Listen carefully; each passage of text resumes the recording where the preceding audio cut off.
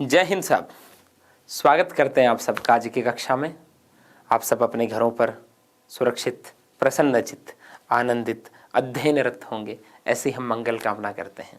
सर्वे भवन्तु सुखिनः, सर्वे सन्तु निरामया, सर्वे भद्राणि पश्यन्तु, माँ कश्चित् दुख भाग भवेत्। इस विराट मंगल कामना के साथ आज की कक्षा में प्रवेश करते हैं। माँ वागीश्वरी हम सब पर कृपा करें।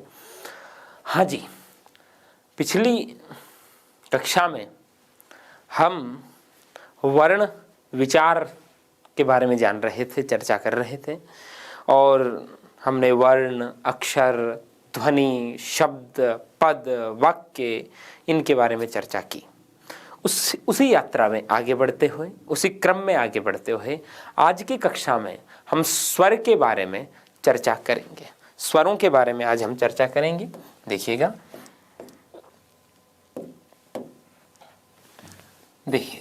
स्वर किसे कहेंगे, स्वर किसे कहेंगे?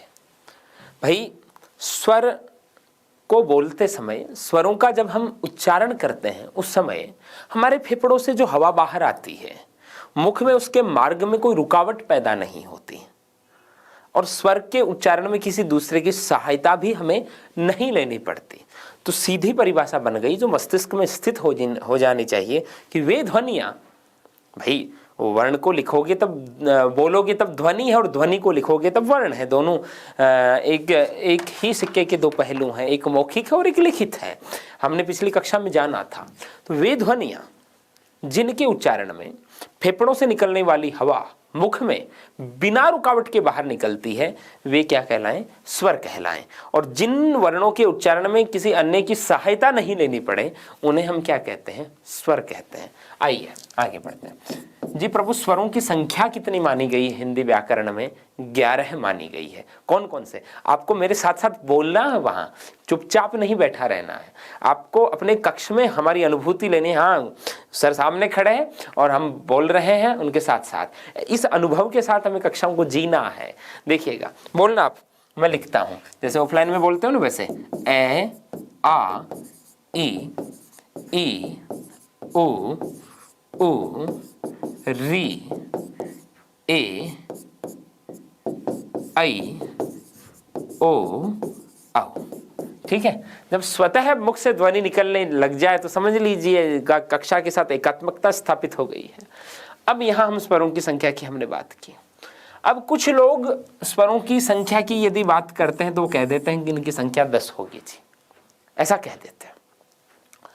और ये जो री है हमारा, इसको क्या मान लेते हैं? अशुद्ध स्वर कह देते हैं कुछ लोग। मैं नहीं कह रहा हूं, कह देते हैं। मैं इसलिए नहीं कह रहा कि गणना में तो कितने शामिल होंगे, 11 ही शामिल होंगे, तो अपन बिना बेवजह विवादों में क्यों पड़े? माने तो 11 ही जाएंगे। और मैं क्यों नहीं कहता हूं, इसके और भी तर्क दूंगा। इसकी चर्चा इसलिए कह रहा हूं कि बच्चे इधर उधर कई पुस्तकें पढ़ते हैं तो उनके मन में मतांतर पैदा होते हैं कि फला पुस्तक में तो स्वरों की संख्या 10 दी गई है, गुरुदेव ने 11 लिखवा दी। ऐसा कैसे संभव होगा? ध्यानपूर्वक देखिएगा। पहले तो इस तर्क की व्याख्या करता हूं मैं, जो ये कहते हैं कि री अशुद्ध स्वर है। बड़ा उचित तर्क है उनका कि री इज इक्वल टू री। री का उच्चारण इस री के समान होता है, और इस री का हम विभाजन कर सकते हैं रे प्लस ई। तो ई तो स्वर है और इसमें कि व्यंजन और आ गया, इसलिए री अशुद्ध स्वर है। ऐसा माना जाता है, उनके द्वारा जो तर्क दिया जाता है। जो री को अशुद्ध स्वर मानते हैं जो विद्वान, व्याकरणों में भी मतभेद होते हैं। मतभेद हो सकते हैं लेकिन मनभेद ना हो, ये लोकतंत्र की खूबसूरती है। खैर, री इज इक्वल टू री, और री का हम यदि वर्ण विच्छेद करें तो रे प्लस ई होगा। रे तो व्यंजन है, तो री अशुद्ध हो गया। तार्किक बात है, देखना बड़ी अच्छी बात है। ऋषि, देखो ये ऋषि है। यदि मैं इसको यूं लिखूं तो भी उच्चारण क्या आने वाला है? ऋषि ही आने वाला है।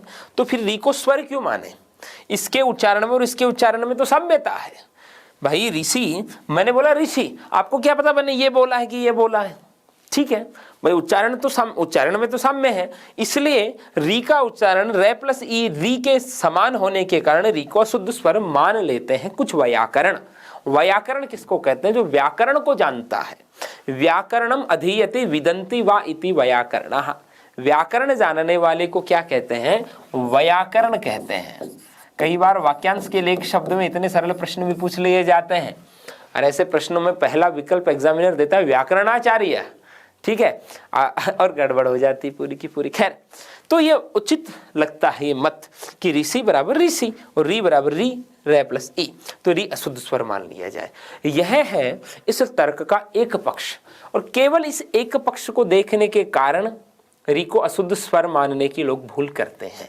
लेकिन इसका एक दूसरा पहलू भी है, दूसरा पक्ष भी है, उसका दर्शन मैं आपको करवाता हूं। देखना, मैंने ये लिखा, इसका उच्चारण करना, आप अपने कक्ष में जहां बैठे वहीं बोलो, इस शब्द को बोलो। क्या बोलोगे? कृपाण। क्या बोलोगे? कृपाण। अब इस मत के अनुसार री इज इक्वल टू री, तो इस री के स्थान पर इस री का प्रयोग किया जा सकता है।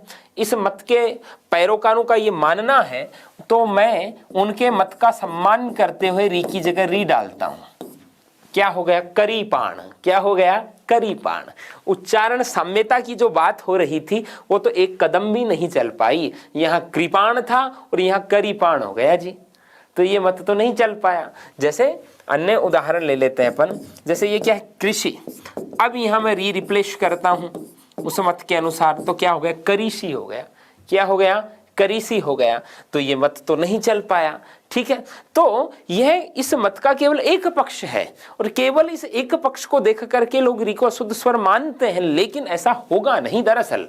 कारण भाई यहां यदि री इज इक्वल टू री, तो फिर यहां हम क्या करेंगे? री को तो मानना पड़ेगा ना। फिर दूसरी बात, यदि हम री को स्वर नहीं मानेंगे, कुछ लोग कहते हैं री स्वर ही नहीं है जी, हटाओ इसको, 10 ही होंगे स्वर, गलत बात। री को स्वर नहीं मानेंगे तो ए प्लस री का अर कैसे बनाओगे? माने गुण संधि में जो री के जितने उदाहरण चलते हैं, क्या वो भाषा के प्रचलन से बाहर हो जाएंगे? भाई जैसे अब आपके पास उदाहरण आ गया महाधन ऋषि, हाँ, तो इसका हम गुण संधि में महर्षि बनाते हैं, तो री को यदि अशुद्ध स्वर मान लेंगे, सॉरी री को स्वर से बाहर निकाल देंगे और इस री की जगह इस री को रिप्लेस कर देंगे, तो ये ऊपर रह की मात्राओं वाले जो शब्द है महर्षि, राजर्षि, देवर्षि, उत्तमर्ण, सामर्चा, परमर्थ, हाँ, सुखार्थ, दुखार्थ, अवार्छति, प्रार्छति, उपार्छति, ऐसे शब्द क्या प्रचलन से बाहर होंगे? इसलिए हमें इस ऐसी चीजों में नहीं पढ़ना है। प्रारंभिक तौर पे मैं ऐसी विवादास्पद चर्चा केवल इसलिए कर रहा हूं ताकि आपके मन में एक शांति आ जाए, वो भी इस बात की, हाँ, जो बताया जा रहा है वो विवादों से मुक्त होकर के जो आपके पाठ्यक्रम के अनुरूप है, जो आपको जानना चाहिए वही बताया जा रहा है। वरना हर भाषा में या हर विषय में कई प्रकार के मतभेद होते हैं, कई प्रकार के विवाद चलते हैं, लेकिन हम कोशिश करेंगे अंत तक इन विवादों से मुक्त रहते हुए जो आवश्यक वो पढ़ते हुए चले। भाई मैं स्वर को 11 बता करके आगे बढ़ जाता, ये चर्चा नहीं करता तो भी ठीक था, इस चर्चा की आवश्यकता ही नहीं थी, ये कर दी तो दोनों पक्ष समझ में आ गए, लेकिन मैटर बढ़ गया आपका, ठीक है। तो जो जितना आवश्यक होगा उतना हम करते हुए आगे बढ़ेंगे, क्योंकि किसी भी परीक्षा में उत्तीर्ण होने के लिए हमें सेलेक्टिव मैटर पढ़ना होता है। खैर, तो ये स्वरों की संख्या कितनी हो गई? 11। बोलना एक बार दोबारा, ए, आ, ई, उ, री, ए, आई, ओ, औ। अब बढ़ते हैं आगे, देखना। अब हम स्वरों का पढ़ेंगे वर्गीकरण, और स्वरों का वर्गीकरण पढ़ेंगे। सबसे पहले ये वर्गीकरण हम करेंगे उत्पत्ति के आधार पर। किसके आधार पर ये वर्गीकरण करने वाले हैं हम? उत्पत्ति के आधार पर। हाँ, classification of vowels according to derivation, there are 2 types. उत्पत्ति के आधार पर स्वरों का वर्गीकरण। देखो, स्वरों का जन्म कैसे हुआ? व्याकरण पढ़ने की 2 विधियां, आगमन और निगमन। उत्कृष्ट कौन सी मानी जाती है? आगमन। उसी का प्रयोग करते हुए हम आगे बढ़ेंगे, ताकि आपको बहुत अधिक रटना नहीं पड़े, आपकी अवबोधन क्षमता का विकास हो, आपकी चिंतन क्षमता का विकास हो, आपकी खोजी प्रवृत्ति का विकास हो, आप में अन्वेषण कौशल का विकास हो। ऐसी हम कोशिश करेंगे, आपको रटना नहीं पड़े। उत्पत्ति के आधार पर देखो, तो मैं समझाते हुए आगे बढ़ता हूं। हाँ, तो देखना, महर्षि पाणिनि ने भगवान शंकर की आराधना की और बाबा ने बजाया डमरू। डमरू से निकली ध्वनियां, ध्वनियों को महर्षि ने चिन्ह दिया और वो चिन्ह वर्ण कहलाए। तो उसके शुरुआती 2 सूत्र लेता हूं मैं। एक तो ए, ई, ऊण है, 14 सूत्र माने गए हैं माहेश्वर सूत्र में, और दूसरा होता है रील, री कै। समझाने के लिए मैं ये ले रहा हूं। 2 ए ई ऊण रील रीक है। संस्कृत व्याकरण का कायदा होता है कि इसके अंतिम वर्ण को गणना में शामिल नहीं करते, इसकी इत संज्ञा होती है। हलंत्यम उपदेश अंत्यम हलित स्यात् उपदेशाद्योच्चारणम सूत्र दृष्टम पदम सूत्रांतर अनुवर्तनीयम सर्वत्र। फिर अदर्शनम लोप आता है, प्रसक्तस्य अदर्शनम लोप संज्ञा स्यात्, फिर तस्य लोप आता है, तस्य तो लोप स्यात् अनद्यर्थ। ऐसे ही संस्कृत व्याकरण का मसला है। सीधा मैं बताता हूँ, इस अंतिम वर्ण को गिना नहीं जाता है। री हमारे हिंदी में चलता नहीं, हमें तो हिंदी के अकॉर्डिंग मैटर निकालना है जो हमारे लिए आवश्यक है, जो हमारे लिए समझने में सहूलियत भरा हो। तो कितने स्वर बचे? 4 स्वर बचे। कौन कौन से? बोलो। ए ई उ री, 4 स्वर है हमारे पास। कौन कौन से?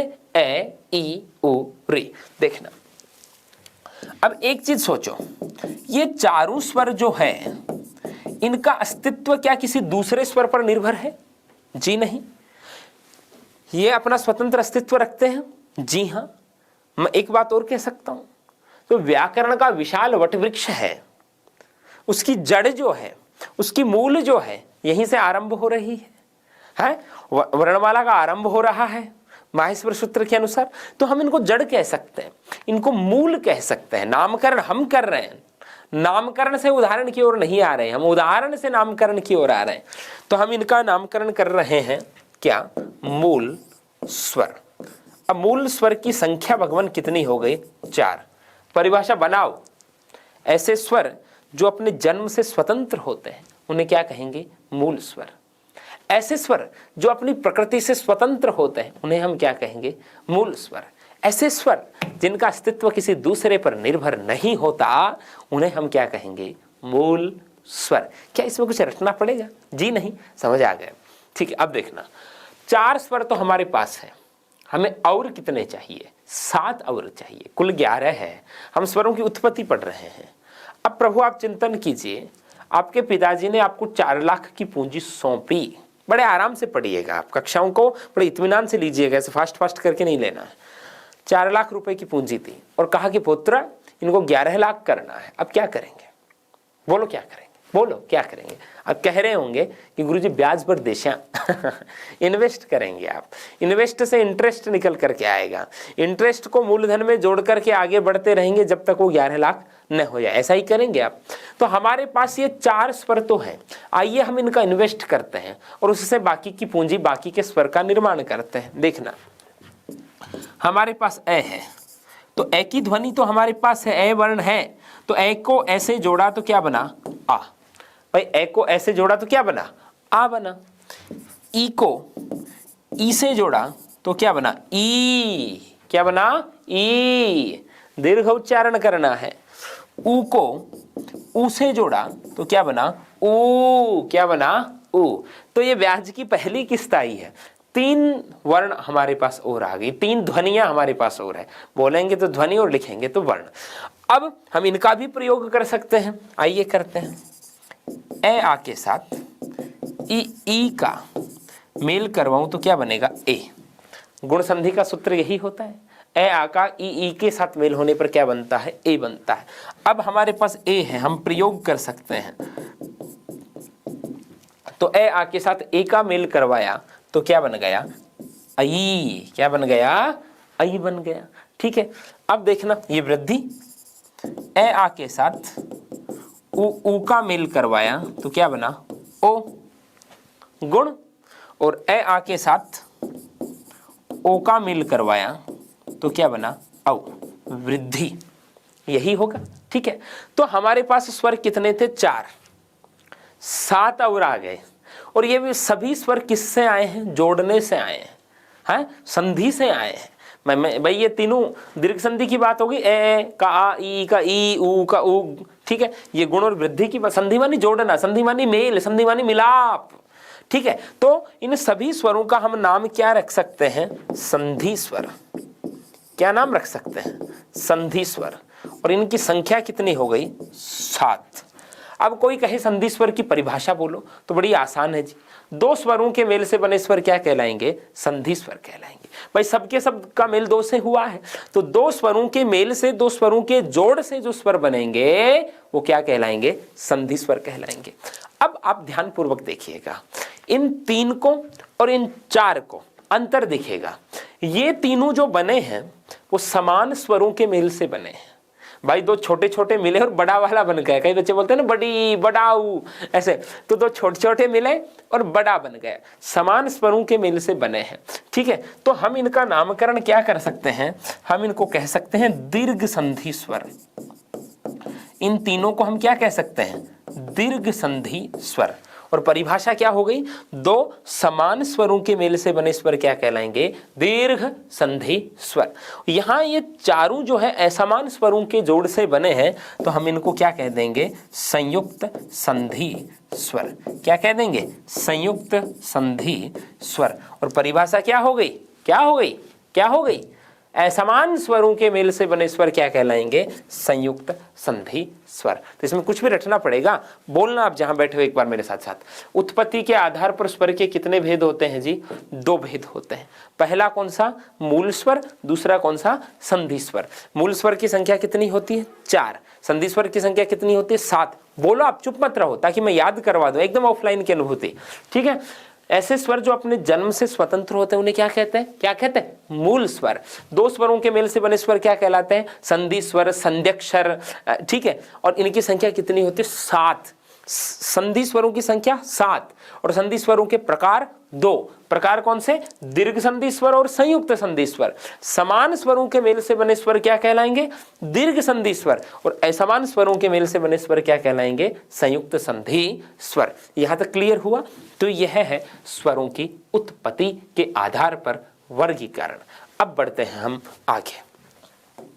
देखना, आगे बढ़कर के हम स्वरों का पुनः विभाजन करेंगे, और यह विभाजन किसके आधार पर होगा, उच्चारण काल के आधार पर। यह विभाजन किसके आधार पर होना है प्रभु, उच्चारण काल के आधार पर। देखो कितना वैज्ञानिक विभाजन किया गया, उच्चारण काल के आधार पर स्वरों का वर्गीकरण। उच्चारण मानी बोलना और काल मानी समय। किस स्वर को बोलने में समय कितना लगता है, उस आधार पर विभाजन है। स्वर को बोलने में लगने वाले समय के आधार पर विभाजन है। देखना कितना कितना माइनर विभाजन है ये। तो इस आधार पर स्वर के कितने भेद होते हैं जी, 3 भेद होते हैं। कितने भेद होते हैं, 3 भेद। कौन कौन से होते हैं, ध्यान पूर्वक देखना। एक होते हैं ह्रस्व स्वर, दूसरे होते हैं दीर्घ स्वर, और तीसरे होते हैं प्लुत स्वर। ठीक है, अब जिन स्वरों को बोलने में सबसे कम समय लगता है वो क्या कहलाएंगे, ह्रस्व। ठीक है, और जिनको बोलने में ह्रस्व से 2 गुना समय लगता है वो क्या कहलाएंगे, दीर्घ। और जिनको बोलने में ह्रस्व से 3 गुना समय लगता है वो क्या कहलाएंगे, प्लुत स्वर कहलाएंगे। ठीक है, अब देखो, ह्रस्व शब्द का अर्थ होता है छोटा। ठीक है, ह्रस्व शब्द का शाब्दिक अर्थ बता रहा हूं। दीर्घ का अर्थ होता है बड़ा, और प्लुत का अर्थ होता है उछला। अब जब जब मैं कक्षाओं में पूछता हूं प्लुत, ह्रस्व मानी छोटा, दीर्घ मानी बड़ा और प्लुत मानी, तो बच्चे नहीं बता पाते, सीधी प्लुत की परिभाषा बोलने लगेंगे। जिनके उच्चारण में ह्रस्व की अपेक्षा 3 गुना समय लगता है उन्हें प्लुत स्वर कहीं। अरे प्रभु, परिभाषा नहीं पूछ रहे, हम शब्द का अर्थ पूछ रहे। प्लुत, प्लुत मानी उछला, लंबा। ये प्लुत शब्द आया कहां से, घोड़ा दौड़ता न घोड़ा, और दौड़ करके जब वो छलांग लगाता तो वो जो उछाल है उसको प्लुत, ये प्लुत शब्द प्लुत वहां से आया है। तो प्लुत मानी उछला या लंबा। तो जिनको बोलने में सबसे कम समय लगता है वो ह्रस्व, ह्रस्व की बजाय 2 गुना समय लगे वो दीर्घ, और ह्रस्व की बजाय 3 गुना समय लगे वो प्लुत। जिनके उच्चारण में 1 सेकंड का समय लगता है, ध्यानपूर्वक समझना, मस्तिष्क में बैठ जानी चाहिए। जिनके उच्चारण में 1 सेकंड का समय लगता है वो ह्रस्व, 2 सेकंड का समय लगता है वो दीर्घ, 3 सेकंड का समय लगता है प्लुत। जिनके उच्चारण में 1 चुटकी बजाने जितना समय लगता है वो ह्रस्व। ये परिभाषाएं हैं। जिनके उच्चारण में 2 चुटकी बजाने जितना समय लगता है वो दीर्घ, और 3 चुटकी बजाने जितना समय लगता है वो प्लुत, ऐसा भी माना जाता है। जिनके उच्चारण में 1 मात्रा का समय लगता है वो ह्रस्व, 2 मात्रा का समय लगता है वो दीर्घ, 3 मात्रा का समय लगता है वो प्लुत। 1 मात्रो भवेद ह्रस्वो, 2 मात्रो दीर्घम उच्यते, 3 मात्रस्तु प्लुतो ज्ञेयो व्यंजनम च अर्धमात्रकम। 1 मात्रा वाला 1 मात्रो भवेद ह्रस्वो, रस्व माना जाएगा। द्विमात्रो दीर्घम उच्यते, 2 मात्रा वाला दीर्घ माना जाएगा। त्रिमात्रस्तु प्लुतो गेयो, 3 मात्राओं वालों को प्लुत समझना चाहिए। व्यंजनम च अर्धमात्रकम, व्यंजन की आधी मात्रा, ऐसा विधान है। खैर, अब मैंने एक शब्द बोला, समझना अब आप छोटी छोटी व्याख्याओं को। मात्रा, मात्रा, एक मात्रा का, जिनको बोलने में एक मात्रा का समय, मतलब क्या? ये मात्रा है क्या? किसे कहते हैं मात्रा? मैं भाई अमूमन विद्यार्थी कहेंगे गुरुजी आ की मात्रा ये है जी, हैं? हम कहेंगे जैसे ई, तो ई की मात्रा ये कहते हैं बच्चे, ये गलत कहते हैं गुरुजी हमें वो लिखना है, हमें मही लिखना है, ठीक है, ये मात्रा की गलती हो गई, मही मानी पृथ्वी, मात्रा बड़ी आनी चाहिए, ऐसा कह देते हैं। ये गलत बोल रहे हो आप जिसे मात्रा समझ रहे हो वो मात्रा नहीं है, वो वर्तनी है। वो क्या है जी? वो वर्तनी है, वो ये मात्रा नहीं है। हाँ, देयर आर डिफरेंसेस बिटवीन मात्रा एंड वर्तनी। हालांकि प्राय सामान्यतः अधिकतः ज्यादातर लोग, ठीक है, अधिकांशतः मात्रा और वर्तनी दोनों एक ही चीज को समझते हैं, लेकिन दोनों अलग अलग चीजें हैं। समझना, ध्यानपूर्वक समझना, इंटरेस्टिंग। क्या है मात्रा? उच्चारण कालमान को मात्रा कहते हैं। हाँ जी, उच्चारण कालमान को मात्रा कहते हैं। किसी वर्ण को बोलते समय, किसी स्वर को बोलते समय जो समय लगता है उच्चारण का, उसको मात्रा कहते हैं। तभी तो मैंने कहा जिसको बोलने में एक मात्रा लगे, ह्रस्व, 2 मात्रा दीर्घ, 3 मात्रा प्लुत। मात्रा मानी उच्चारण काल, बोलने में लगने वाले समय को मात्रा कहते हैं। हाँ, अब बच्चे कहेंगे गुरुजी ये की है, की मात्रा ये होती है, की इसकी मात्रा ये होती है, कु इसकी मात्रा ये होती है, कु इसकी मात्रा ये होती है। मात्रा नहीं, वर्तनी है, यह वर्तनी है। ठीक, हाँ, मात्रा का संबंध किससे है? उच्चारण में लगने वाले समय से है, और वर्तनी का संबंध किससे है? लेखन से है। किससे है? लेखन से। वर्तनी का संबंध लिपि से है, जिसे लिपि या अक्षरी भी कहते हैं। उर्दू में इसे हिज्जे कहा जाता है। उर्दू में इसे क्या कहते हैं? हिज्जे। हाँ, मात्रा मानी किसी वर्ण के उच्चारण में लगने वाला समय मात्रा कहलाएगा। हाँ, और ये जो चिन्ह है, ये तो चिन्ह है, और चिन्हों का संबंध किससे है?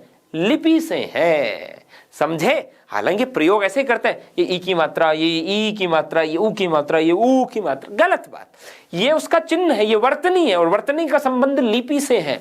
अक्षरी भी कह करके पुकारा जाता है। उर्दू में इसे हिज्जे कहा जाता है।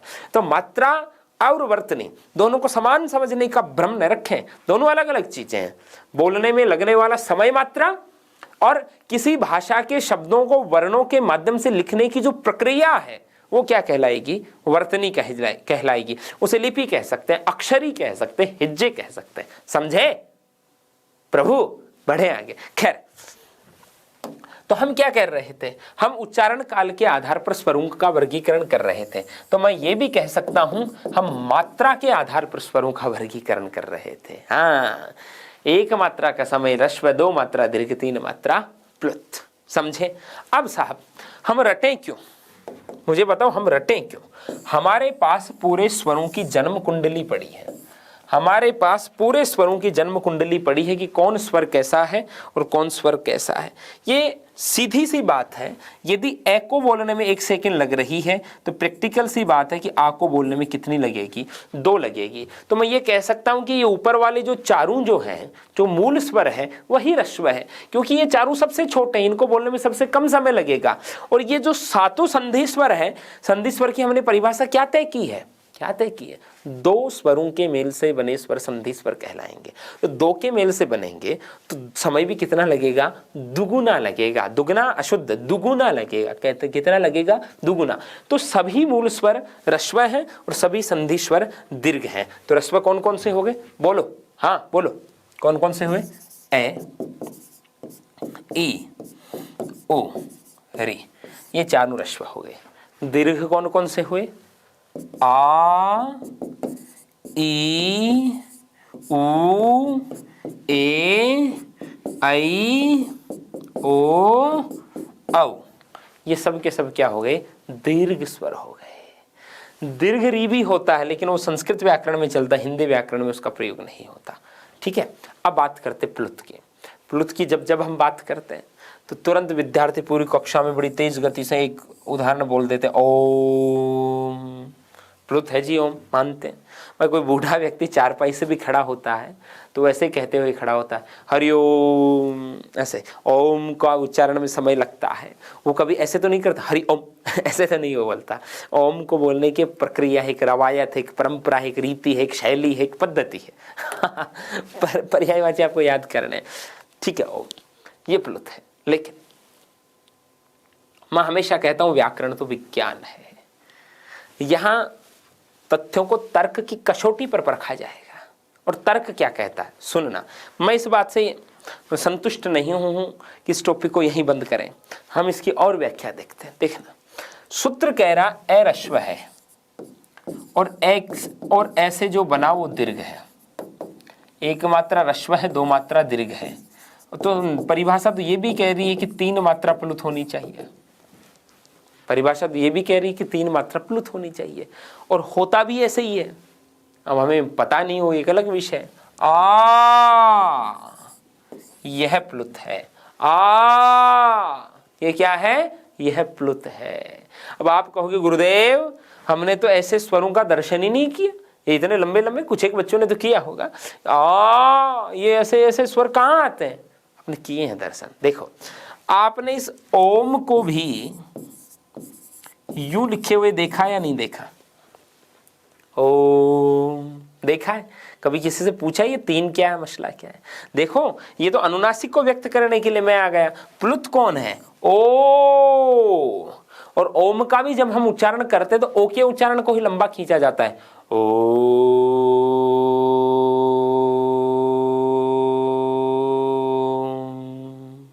हाँ, और भी लंबा खींचा जा सकता है। ओ के उच्चारण को ही लंबा खींचा जाता है। और एक चीज पुनः मस्तिष्क में रख लेना, अभी के लिए डाल लो, स्वरों के उच्चारण को लंबा खींचा जा सकता है, व्यंजन के उच्चारण को लंबा नहीं खींचा जा सकता। तो प्लुत कौन है यहाँ? ओ। तो ओ दीर्घ है, उसके सामने तीन लिखा हुआ देवनागरी में, तो आ दीर्घ है, मैंने भी उसके सामने तीन ही तो लिखा है। तो जितने दीर्घ स्वर हैं वो सब के सब प्लुत भी होंगे। जितने दीर्घ स्वर हैं वो सब के सब प्लुत भी होंगे। तो केवल ओम कह करके कर्तव्य की इतिश्री नहीं करनी है। तो प्लुत कौन कौन से होंगे? आ, ई, अरे बोलो, ऊ, ए, आई, ओ, औ। हाँ बोलो, बच्चे बन जाओ सीखते समय। हाँ हाँ, बच्चा बनना जरूरी है। ठीक है, ये हुआ।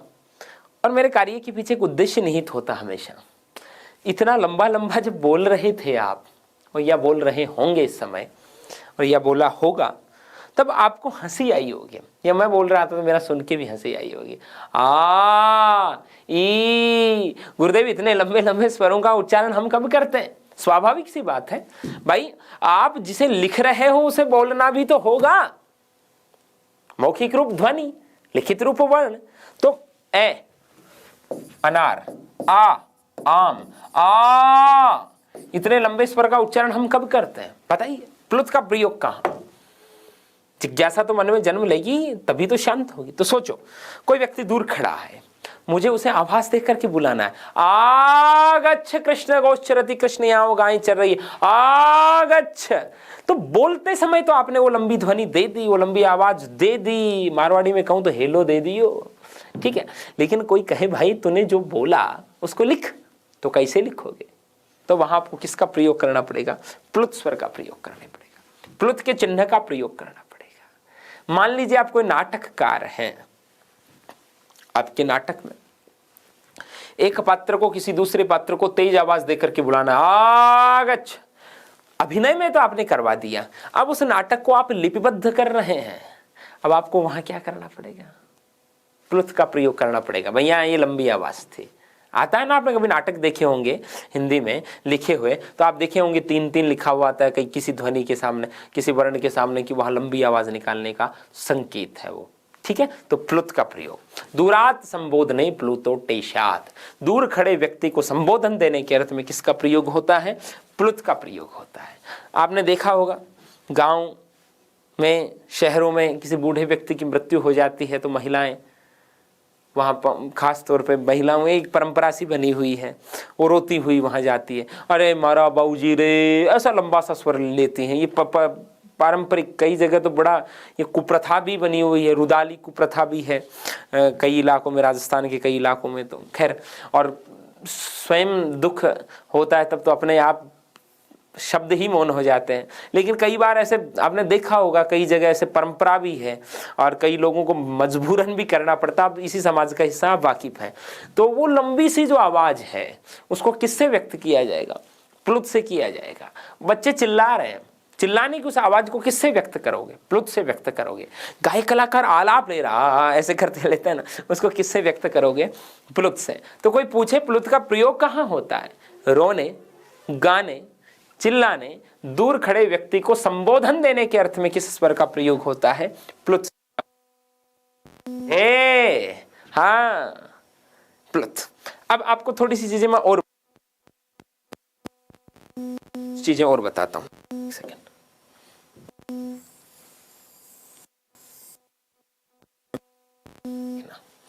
ये जो आपका है प्लुत, इसके बारे में और बताऊं। ये जो री है अपना, री का हिंदी में दीर्घ रूप नहीं चलता। हिंदी में अपन इसको दीर्घ रूप को शामिल नहीं करते, तो स्वाभाविक प्लुत को भी नहीं करेंगे। यदि मैं संस्कृत व्याकरण की बात करूं तो संस्कृत व्याकरण में इसका दीर्घ भी चलता है और इसका प्लुत भी चलता है। इसका दीर्घ भी चलता है और इसका एक प्लुत भी चलता है। संस्कृत व्याकरण में एक स्वर और चलता है, ली। कौन सा चलता है? ली। लेकिन ध्यान रखना, ली का दीर्घ नहीं होता, ली का दीर्घ नहीं होता, ली का केवल प्लुत होता है। खुद ली रस्व है और इसका प्लुत रूप होता है लिखा है महर्षि पाणि ने, लृकारो ये बचा, लृकारो ये बचा। ठीक है, तो ये ध्यान रखना। अपने हिंदी में तो ये चार ही मूल स्वर लेते हैं, ऐ ऊरी, और री का दीर्घ का विधान नहीं है तो प्लुत भी अपन क्यों देखें। लेकिन ध्यान रखना, री का दीर्घ भी होता है, री का प्लुत भी होता है, लेकिन जो ली होता है उसका दीर्घ नहीं होता, उसका केवल प्लुत होता है। ठीक है, खैर अब बढ़ते हैं अपन आगे। स्वरों का पुनः हम विभाजन की प्रक्रिया को आगे बढ़ाएं। ये मात्रा और वर्तनी का अंतर आपको समझ में आ गया। किसी वर्ण के उच्चारण कालमान को मात्रा कहते हैं, उस वर्ण को लिखने का जो तरीका है, जो प्रक्रिया है, उसको क्या कहते हैं? वर्तनी कहते हैं। मात्रा का संबंध उच्चारण से है तो वर्तनी का संबंध लिपि से है। समझे? आगे बढ़ते हैं, आगे बढ़ते हैं। देखो, ये हमने किसके आधार पर विभाजन किया? स्वरों का उच्चारण काल के आधार पर। और इसका भी बताएं, महर्षि पाणिनि ने सबसे पहले ऊ का विभाजन किया था। ऊ का कहते हैं कि महर्षि एक बार सो रहे थे, कोई मुर्गा बोला। मुर्गा कैसे बोलता है? कुकड़ू कू कू कू, पहले धीमे फिर तेज फिर उससे तेज। इस आधार पे उन्होंने स्वरों को 3 भागों में बांट दिया था। और अष्टाध्यायी में एक सूत्र लिखा था, ओकालो झिरस्व दीर्घ प्लुत ओष्ठ ओष्ठ ओष्ठ वमकाल इव कालो यस्य शोच क्रमाद रस्व दीर्घ प्लुत संज्ञा स्यात् स प्रत्येकम उदात्तादि भेदेन त्रिधा। ऐसी उसकी वृत्ति महर्षि पाणिनि ने अष्टाध्यायी में लिखी। खैर आगे बढ़ते हैं। उच्चारण काल के आधार पर हमने स्वरों का वर्गीकरण पढ़ा। अब हम जो स्वरों का वर्गीकरण देख रहे हैं वो देख रहे हैं नासिका के उपयोग के आधार पर। किसके आधार पर देख रहे हैं? नासिका के उपयोग के आधार पर स्वरों का वर्गीकरण, ये हम अब देख रहे हैं। देखो, नासिका का उपयोग क्या? जब भी अपन बोलेंगे फेफड़ों से हवा तो बाहर आएगी, जब भी अपन बोलेंगे तो फेफड़ों से हवा तो बाहर आएगी। अब वो फेफड़ों से हवा बाहर मुख के रास्ते आती है। स्वर की परिभाषा में हमने ये देखा था ना कि जिन स्वरों को बोलते समय फेफड़ों से निकलने वाली हवा मुख में बिना रुकावट के निकले वो क्या कहलाएंगे? स्वर कहलाएंगे। जिन वर्णों का उच्चारण करते समय मतलब हवा मुख के रास्ते आती है। तो यहां हमने क्या लिख दिया? नासिका। तो वो हवा जो है केवल मुख के रास्ते आती है या उसमें नासिका की भी भूमिका है, उस आधार पर हम स्वरों का विभाजन कर रहे हैं। तो स्वाभाविक तौर पे इस आधार पे कितने भेद हो जाएंगे? 2। कैसे? या तो नासिका का उपयोग होगा और या नहीं होगा, 2 ही होंगे भाई। हवा या तो केवल मुख के रास्ते निकलेगी या मुख के साथ साथ नासिका से निकलेगी। तो इस आधार पर कितने भेद हो जाते हैं? 2 भेद हो जाते हैं। कौन कौन से? एक तो अनुनासिक स्वर और एक हो जाते हैं अननुनासिक स्वर। इनको निरनुनासिक भी कह देते हैं। इस अनुनासिक को सानुनासिक भी कह देते हैं। देखो शब्द का अर्थ समझो। अनु, अनु मानी की ओर, के पीछे, किसकी ओर? नासिका की ओर। मतलब जब बोल रहे हैं फेफड़ों से जो हवा आ रही है वो मुख के साथ साथ नासिका की ओर भी जा रही है, तो स्वर क्या कहलाएगा? अनुनासिक। तब स्वर क्या कहलाएगा? अनुनासिक। और अनुनासिक या निरअनुनासिक, अनमानी नहीं, निर्मानी भी नहीं, दोनों उपसर्ग है।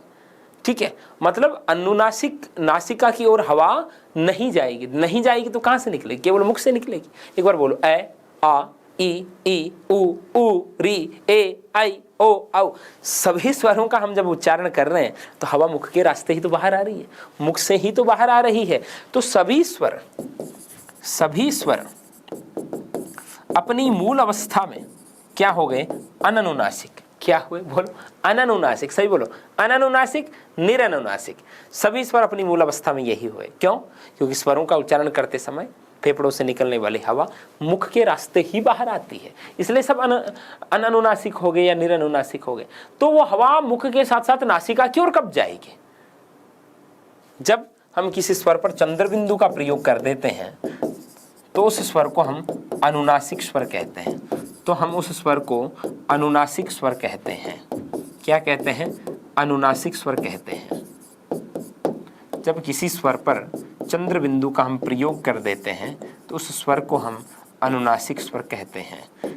ठीक है, अब देखो, यदि स्वर के ऊपर ऐसे लगा हुआ है कुछ भी चिन्ह है ऊपर की ओर, तो अपन केवल बिंदी लगा देंगे, वरना ये अर्धचंद्र लगा करके फिर बिंदी लगाएंगे। ये अनुनासिक का चिन्ह है। हाँ, क्योंकि जब अनुनासिक का इसका प्रयोग होगा चंद्र बिंदु का, तो स्वर को बोलते समय हवा का हिस्सा जो है मुख के साथ साथ नासिका से बाहर निकलेगा। यहाँ ये जरूर ध्यान रखना। कुछ लोग इसको ऐसा ही समझ बैठते हैं कि जिनका उच्चारण करते समय हवा नासिका से निकलती है उसको अनुनासिक कहते हैं। गलत बात। हवा मुख से ही निकलती है। सच कहें, हवा का अधिकांश हिस्सा मुख से ही निकलता है, केवल हवा का कुछ अंश, कुछ हिस्सा नासिका की ओर जाता है। ये ध्यान रखना। हाँ, तो अनुनासिक की परिभाषा क्या होगी? जिन स्वरों का उच्चारण करते समय फेफड़ों से निकलने वाली हवा मुख के साथ साथ नासिका से बाहर निकलती है वो क्या कहलाएंगे? अनुनासिक स्वर। और जिनके उच्चारण में हवा केवल मुख से निकलती है वो क्या कहलाएंगे? अननुनासिक। यदि आपकी कंफ्यूजन हो तो मैं प्रमाण दूं इसका। महर्षि पाणिनि, मुख नासिका वचनो अनुनासिक है। मुख नासिका वचनो अनुनासिक है, ये सूत्र उन्होंने अष्टाध्यायी में लिखा है। मुख सहित नासिक ये उच्चार्यमाणो वर्णो अनुनासिक संज्ञा स्यात् तद्दीथम ए ई उ रि वर्णानां प्रत्येकम अष्टादश भेदा रि वर्णस्य द्वादश तस्य दीर्घाभावात् एचाम अपि द्वादश तेषां ह्रस्वाभावात्। ऐसी उसकी वृत्ति उन्होंने अष्टाध्यायी में स्पष्टतः लिखी है। क्या? तो इससे स्पष्ट हो रहा है, सुनना ध्यान पूर्वक, मुख सहित नासिकयो, मुख के साथ साथ नासिका से उच्चार्यमाणो, जो उच्चारित किया जाएगा, वर्णो, उस वर्ण को अनुनासिक संज्ञा स्यात्, अनुनासिक संज्ञा कहा जाएगा। समझ गए? केवल नासिका नहीं, मैं पुनः कह रहा हूं, केवल नासिका नहीं, जिनका उच्चारण मुख के साथ साथ नासिका से होता है, मुख के साथ साथ नासिका से हवा बाहर निकलती है, उनको अनुनासिक कहेंगे। केवल मुख से निकले तो अननुनासिक या निरनुनासिक कहेंगे। और ये कंफ्यूज क्यों होते हैं लोग, उसका कारण भी समझना। उसका कारण है अनुनासिक और अनुस्वार को एक समझने की भूल करना। अनुनासिक और अनुस्वार को एक समझने की भूल करना। देखना, अनुनासिक स्वर की प्रकृति है और अनुस्वार व्यंजन प्रकृति का होता है। अयोगवाह वर्ण है, अनुस्वार तो पिछली कक्षा में हमने देखा है। ठीक है, अब देखना अनुनासिक क्या है। अनुनासिक की संख्या होती है 11। सभी स्वर अनुनासिक होते चंद्र बिंदु लगाते हुए, लेकिन अनुस्वार की संख्या होती है 5। कौन कौन? अंग, ञ, अण, न और मै। जो हमारे वर्णमाला की 5 पंक्तियां हैं, कैवर्ग, चैवर्ग, टैवर्ग, तैवर्ग, पैवर्ग, उनके अंतिम वर्ण जो है ना अनुस्वार बनते हैं। तो ये व्यंजनी तो है, उनके अंतिम वर्ण अनुस्वार बनते हैं। ठीक है, अनुनासिक का चिन्ह होता है ये, और इसका चिन्ह होता है केवल बिंदी। ये ध्यान रखना। अगली बात, संख्या की बात हो ही गई। अनुनासिक जो है स्वतंत्र वर्ण नहीं है, यह एक स्वर की अवस्था का नाम है, यह स्वर की एक अवस्था का नाम है। भाई ए और इस पर चंद्र बिंदु लगा दिया तो यह अनुनासिक ए कहलाएगा, यह अनुनासिक ए कहलाएगा। आ, अब इस पर ये चंद्र बिंदु लगा दिया तो ये अनुनासिक आ कहलाएगा। तो अनुनासिक कोई स्वतंत्र वर्ण नहीं है, यह स्वर की ही एक पोजीशन का नाम है कि उस समय उस स्वर का उच्चारण करते समय हवा का कुछ अंश नासिका से भी निकलेगा, मुख से तो निकल ही रहा, नासिका से भी निकलेगा। लेकिन अनुस्वार जो है वो एक स्वतंत्र वर्ण है।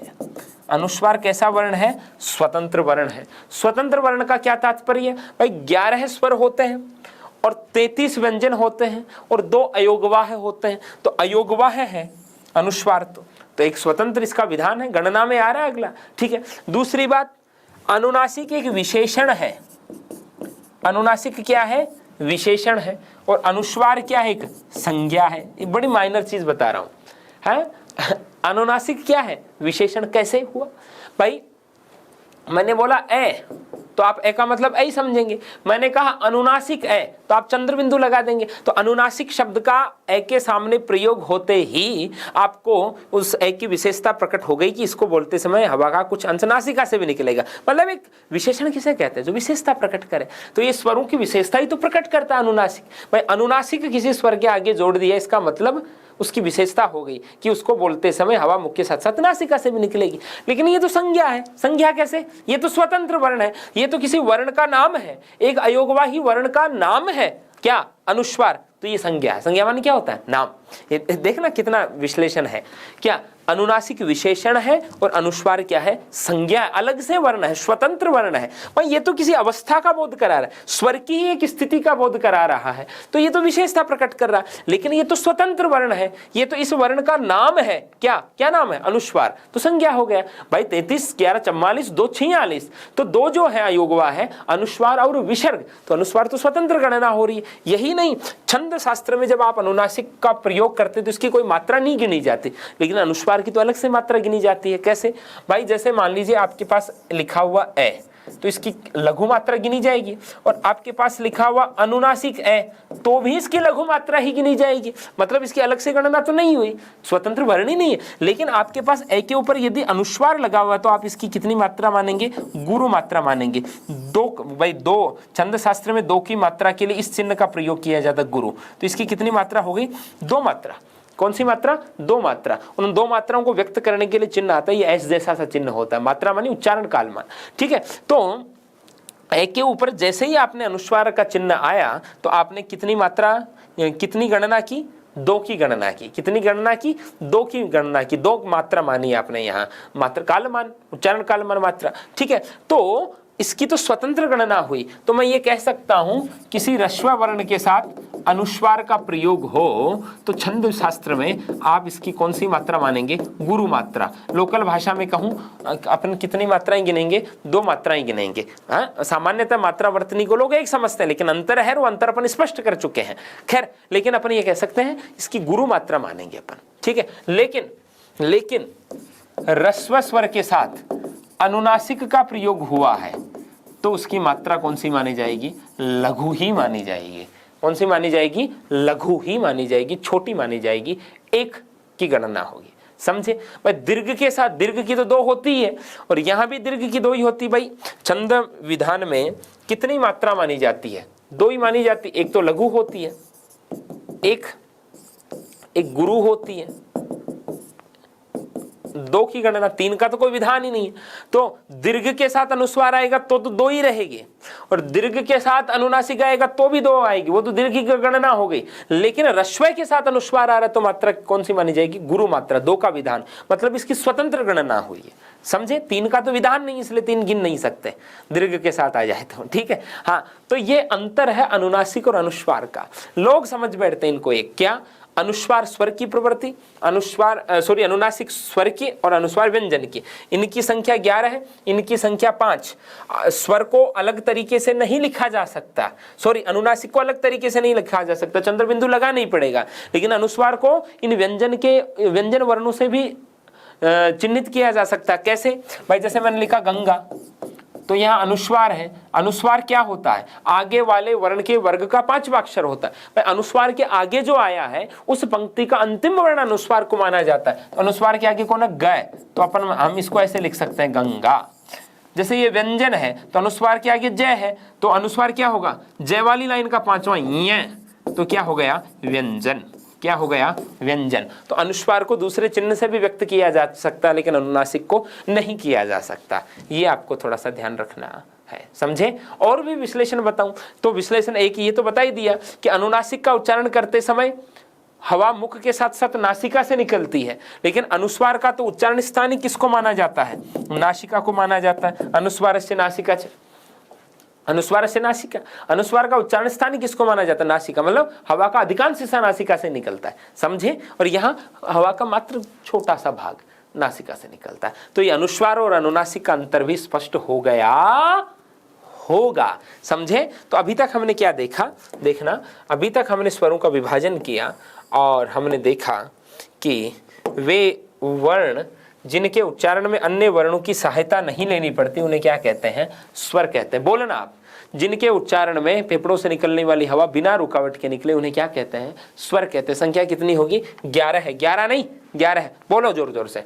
कौन कौन से? ए, आ, ई, उ, री, ए, ऐ, ओ, औ। आगे बढ़े। फिर हमने स्वरों को बांटा उत्पत्ति के आधार पर। उत्पत्ति के आधार पर स्वर के कितने भेद हुए? 2। जो जन्म से स्वतंत्र होंगे वो मूल, जो 2 के मेल से बनेंगे वो संधि। संधि को 2 भागों में बांटा। समान के मेल से बनेंगे वो दीर्घ संधि, असमान के मेल से बनेंगे वो संयुक्त संधि। रिवाइज करवा रहा हूँ, याद हो जाएगा जो बच्चे एकदम ऊर्जा उत्साह उल्लास के साथ बैठे। उच्चारण काल को क्या कहते हैं? मात्रा। और उसके आधार पर कितने भेद होंगे? 3। 1 मात्रा वाले ह्रस्व, 2 मात्रा वाले दीर्घ, 3 मात्रा वाले प्लुत। जिनको बोलने में सबसे कम समय लगे वो ह्रस्व, 2 गुना लगे वो दीर्घ, 3 गुना लगे वो प्लुत। प्लुत का प्रयोग कहाँ होगा? कहाँ होगा? रोने, गाने, चिल्लाने, दूर खड़े व्यक्ति को बुलाने। ठीक है, आगे बढ़े। आगे बढ़कर के हमने बांटा मात्रा वर्तनी का अंतर समझा। फिर हमने नासिका के उपयोग के आधार पर स्वरों को बांटा। नासिका के उपयोग के आधार पर स्वर के कितने भेद होते हैं? 2 भेद होते हैं, अनुनासिक और अनअनुनासिक। वे स्वर जिनके उच्चारण में फेफड़ों से निकलने वाली हवा मुख के साथ साथ नासिका से निकले वो अनुनासिक, केवल मुख से निकले वो अनअनुनासिक। सभी स्वर अपनी मूल अवस्था में क्या होते हैं? अनअनुनासिक या निरनुनासिक। जब उन पर चंद्र बिंदु लगा दिया जाता है तो वो क्या हो जाते हैं? अनुनासिक। फिर हमने अनुनासिक और अनुस्वार का अंतर समझा। अनुनासिक और अनुस्वार का हमने क्या समझा? अंतर समझा। और वो अंतर हमें क्या कह गया? वो अंतर हमें ये कह गया कि अनुनासिक जो है वो स्वर है, स्वरों की एक पोजीशन है, संख्या 11 होती है, ये विशेषण है और इसकी स्वतंत्र गणना नहीं होती। इसको किसी अन्य तरीके से भी व्यक्त नहीं किया जा सकता। अनुस्वार व्यंजन की प्रकृति है, 5 होती है संख्या। 5 होती है संख्या, स्वतंत्र वर्ण है, उच्चारण स्थान नासिका है, ये संज्ञा है और अनुनासिक विशेषण है। और ह्रस्व के साथ अनुस्वार आए तो छंद शास्त्र में गिनती कितने की जाती है? 2 की जाती है। ये अनुस्वार अनुनासिक का हमने क्या समझा? अंतर भी समझा। ठीक है, और इसी के साथ इस कक्षा को विराम देते हैं। बहुत अधिक लंबा ना हो जाए, आप थक न जाओ। हालांकि ऊर्जा उत्साह के साथ आप बने रहिए, आप खुश रहिए, आप मस्त रहिए, आप प्रसन्न चित्त रहिए, आप पढ़ते रहिए, आप याद करते रहिए। प्रतिदिन जो जितना पढ़ो उसको उसी समय स्मरण करते रहो ताकि मस्तिष्क में स्थित हो जाए। जब कक्षा में बुलवाऊँ तो साथ साथ बोला करो ऊर्जा और उल्लास के साथ। ठीक है, आप खुश रहें, प्रसन्न रहें, व्यस्त रहें, मस्त रहें और ईश्वर आप सब पे दया करें। ओके, जय हिंद।